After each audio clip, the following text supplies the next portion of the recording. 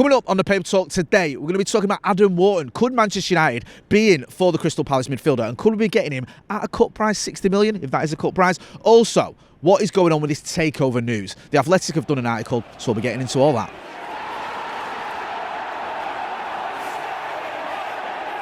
Jay here, Stretford, Paddock. This is the Paper Talk. As you can see, I'm outside Old Trafford, and the weather, it's mild, but I do think it started spitting. It's spitting. Get them in, so you might need your Parkers. Loads of stories to get through. Before we do, though, make sure you are hitting like, share, and subscribe, and go and check out the Stretford Paddock merch that is available. There's a link in the description. The big news over the weekend, the story that was sort of being repeated, regurgitated, if you will, all over the newspapers, was about Adam Wharton and Manchester United. And there's reports across several newspapers. I think it was in the Star, in the Mirror, might have picked up on it as well. I think they did, saying that basically Manchester United are interested in Adam Wharton and feel we can make a bid for 60 million to try and bring the midfielder to Old Trafford. Now, 60 million quid for Adam Wharton doesn't feel to me like it's going to be enough.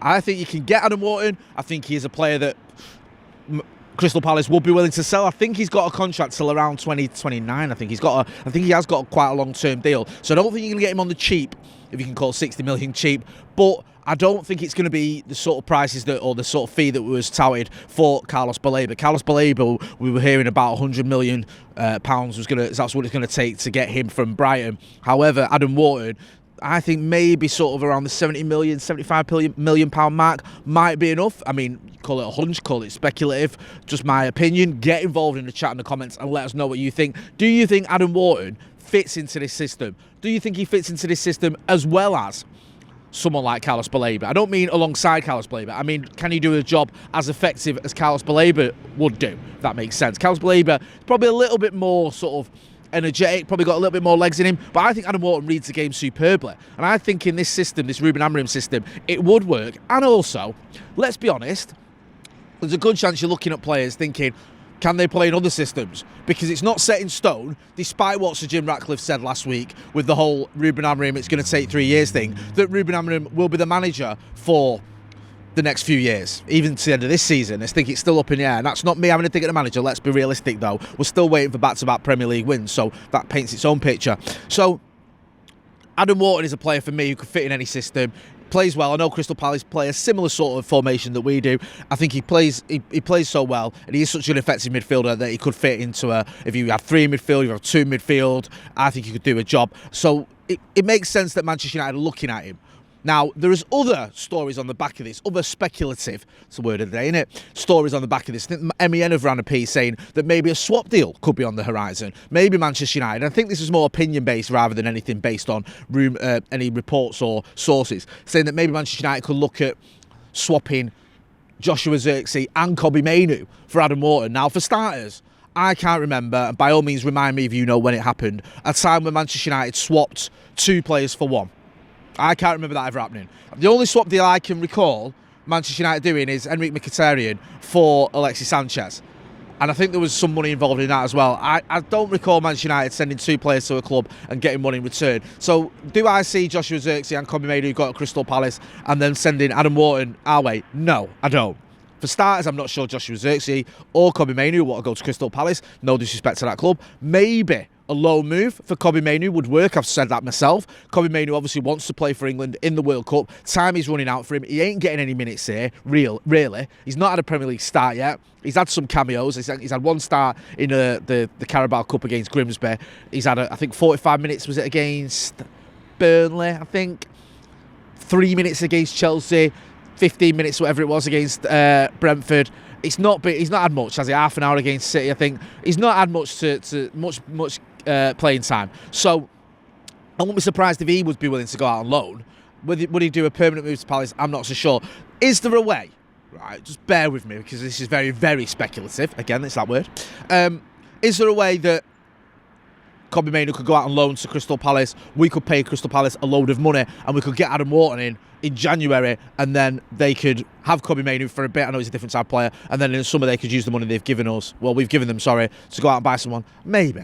It does feel a little bit convoluted though, doesn't it? That sort of trying to make that happen. We'll have to wait and see. I don't know if Manchester United are going to buy anyone big in January. Doesn't feel like the finances, the money is there. At the end of the summer, though, or the end of the season, I should say, at the beginning of the summer, United should have money. Rasmus Højlund, who can't stop scoring, looks like that's going to be a permanent move to Napoli. Marcus Rashford, who's done very well at the new camp as well, looks like that could be a permanent move to Barcelona. There's potentially, what, 70, 80 million quid coming in? Maybe a little bit less. That could fund a bid for Adam Wharton. We don't know what's going to happen with Carlos Baleba. Is there a scenario where you could go for both of them? Possibly, but I doubt it. Carlos Baleba, by the way, isn't doing himself, well, you might argue he is doing himself favours, but he hasn't been setting the world alight since he's been linked with Manchester United. We spoke about this last week on the podcast. He hasn't been doing very well at Brighton this season. I don't think he's completed 70 minutes yet this season, and a lot of that has been because of his performances, not because of injury or manages his minutes or anything like that. He's just not been playing that well. And I think if you go off ratings and stuff like that, a lot of the sort of accounts that do ratings have got him around 6.5 for the season, which doesn't justify a £100 million bid. Now, you might argue, and I think his manager has made the point, that his head has been turned a little bit with all the speculation regarding the move to Manchester United, so I understand that might have affected his performances, but it's not a good look, is it? If you're looking at bringing in a player for 100 million, which would, I think that would, would that smash our transfer fee, the biggest transfer fee we've ever paid for a player? I think we've paid about 90 million, was it 89 million for Paul Pogba, something like that. I think 100 million would be the most we've paid. Get involved in the chat and the comments in case I'm having a senior moment and forgetting an obvious one. But are we going to do that for a player who's not having a good season? No. He needs to fix up. If he's going to get a move to Manchester United, he's got to have a good season this season. He can't just say, oh, well, my head's been turned, and don't worry, if you buy me, I'll be back to my best. That ain't going to work. Adam Wharton, on the other hand, is having a very good season. I'm very surprised that he wasn't in the England squad. I think he should have been. I think Thomas Tuchel has sort of pointed to the fact that, look, Adam Wharton is a future England player and he deserves to be in the England squad, even though I'm not picking him in the England squad. Make of that what you will. You can work that one out. So he's certainly the calibre that's good enough to play for England and having a season that is good enough to play for England, even if he isn't getting picked. One thing Manchester United might be looking at is actually, if he don't go to the World Cup, with England, that might do United a favour because his price won't go up. If he goes to the World Cup with England and does well, his price will skyrocket, but you're not going to know that until the World Cup happens. You'll just have to wait and see. Again, it's lots more speculation.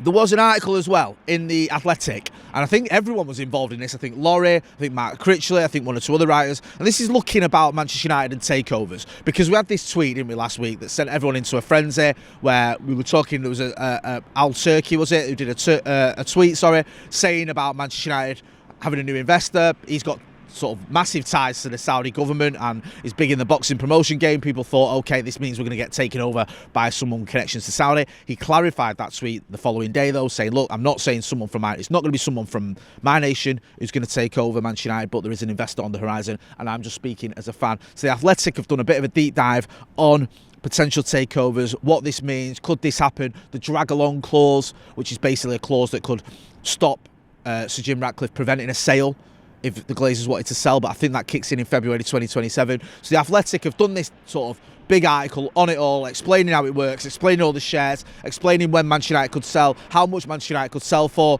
what is a realistic price, when is it likely to happen. And I'm not going to do some sort of half-baked, ham-fisted deconstruction of that article. We've got Mark Critchley in later on today. Joe can chat to him, Ronnie can chat to him, and find out the skinny on just what is happening with the with that article, with the takeover, just what that article means and whether a takeover is likely to happen. We'll have to wait and see. We have been waiting, haven't we, for the Glazers to go ever since, well, before they arrived. We didn't want them here in 2005. We want rid of him.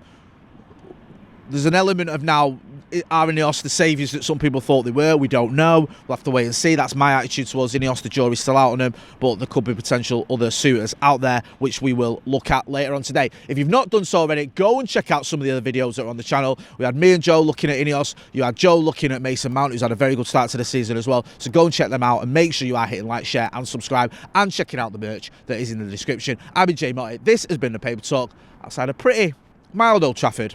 Thanks for watching.